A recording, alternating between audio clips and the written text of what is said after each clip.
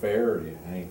Yeah, absolutely. I think one of the important things for Florida-based funds is that, you know, we're not trying to, let's say, dilute the performance or the institutional strength, the institutional track record, the institutional best practices and procedures for running and maintaining an alternative investment, you know, vehicle. But what we do want is we want serious consideration from the public pension funds based in the state of Florida. Just to take that one step further, and I think it goes back to what Al is saying. We can have a discussion about Florida-based managers being given a hard look, and that'll take us one step. If we can be smarter, if we can figure out how to add more value, if we can figure out how to connect those dots that a lot of the policymakers may not be in a position to do. So that's the way that we can support this story more than simply, hey, we reside in this state, we think we should get an allocation. The more we can frame this, the more we can frame the value that the FLAIA and its members can provide to the state, the more likely we are to get those allocations. Yep. So, Michael, I've been watching this process over a while now, and you've put a lot of work in this. And one of my questions is, what do you want?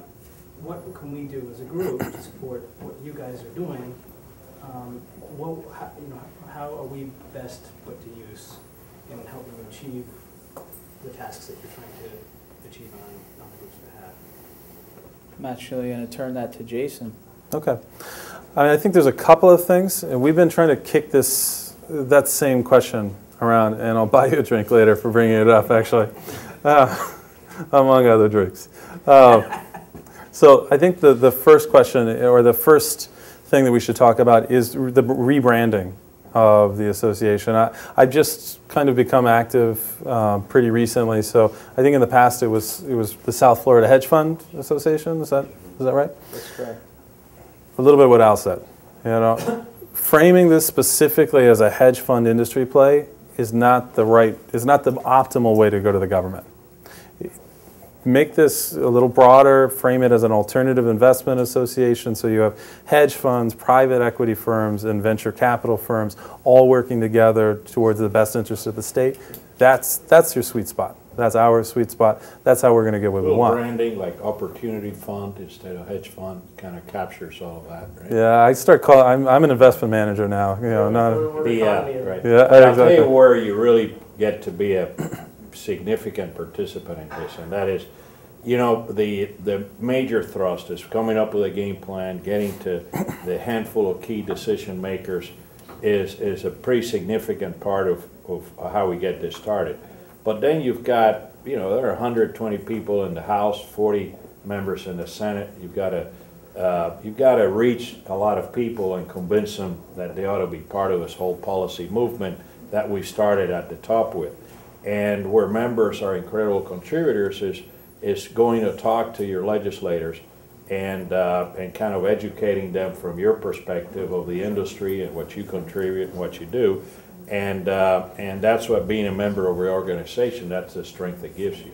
There's nothing like a face-to-face meeting in the legislature, and you'll be incredibly surprised to learn that 80% of the legislators who vote on matters of this nature, you know, get maybe, you know, a staff package, but they, you know, other than, and if they're not participating in a particular committee or committees where these matters are heard, they got a staff package and they go to vote, and they really have very little, and most of the members of the legislature don't have a background in what it is that you folks do and how you contribute to the process. So educating those legislative bodies is a huge factor.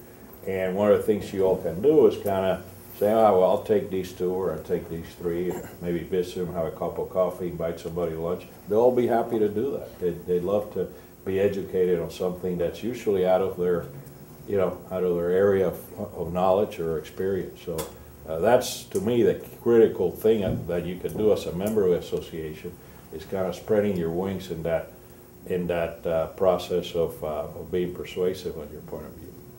I think operationally, Al's dead right. Strategically, that's exactly where we need to get to. More operationally, I think there are a couple of things that we're really looking for everyone to do. One is, I think we're looking to fund this new organization, the FLAIA. I think, Mike, we're still working on the right way to structure that's going to be fair and equitable and make sure that there's value for everyone and allows us to achieve our objectives. The second side of that, though, is one of the important values that we just discussed was a deep bench. And really, at the end of the day, that's you. That's you guys. We have a lot of talent in this space, but we're going to need, at times, we're probably going to need to bring it to bear. So whether that's going to be some lunches, some educational series with the right people that we can help organize and kind of collectively tackle, or whether that's even some pro bono, small-scale pro bono work around the right governance model, the right discussions around that type of stuff. I think that's really the role that you guys can play. Anything to add, Mike? Yeah, I think one of the important issues that hasn't been addressed this evening is also getting a collective consciousness of, you know, some of the rules and regulations that are going to be coming down the pipeline in basically June of 2011. The Dodd-Frank, you know, financial reform bill basically gave 1 year for states to come up with a regulation mechanism. And for hedge funds that are under $150 million, as well as private equity vehicles, and I think the only one that got the exemption was VC funds. So if the SEC is not regulating these investment vehicles, the state will have to come up with some type of regulation and registration. So our group is going to play an important, you know, role in communicating to our elected officials what that regulation, that registration requirement on a state level will look like. And who better than, you know, the people in this room to have input into, you know, how that looks. That's a great point. That's a really good point, Mike. It's basically inside the bill. If you actually take a look at it, it has the requirement for the state to either say, no, we're not going to create any regulation whatsoever, and if they do that, then the registration requirement will fall back to the SEC, or yes, we're going to take on the regulation, we're going to require them to register on a state level, and here are the rules. This is what the registration is going to look like. So, you know, our association can be at the center of basically giving a collective consciousness of, you know, what it should look like, and it's happening. I mean, it's going to happen June of 2011. Yeah, so. given the climate in Florida, I strongly advise you all to not want to abdicate to the SEC. Yeah, absolutely. Yeah, absolutely. So it's almost like there's a carrot and a stick here in terms of what the FLAIA provides us as a community. There's a lot of opportunities, the carrot, and then there's a little bit of a stick here in that we want to have a voice in shaping what that regulatory language is going to be for funds in the state.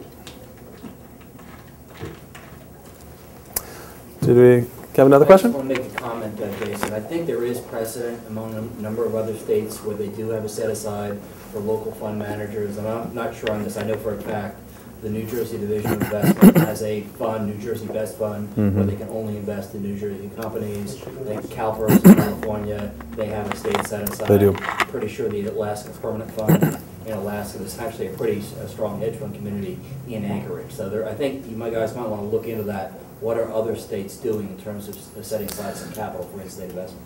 Yeah, that's going to be critical. It's going to be interesting to see, as we've looked at a lot of the state funds that you're talking about are funds that are dedicated to making investments in businesses in the state.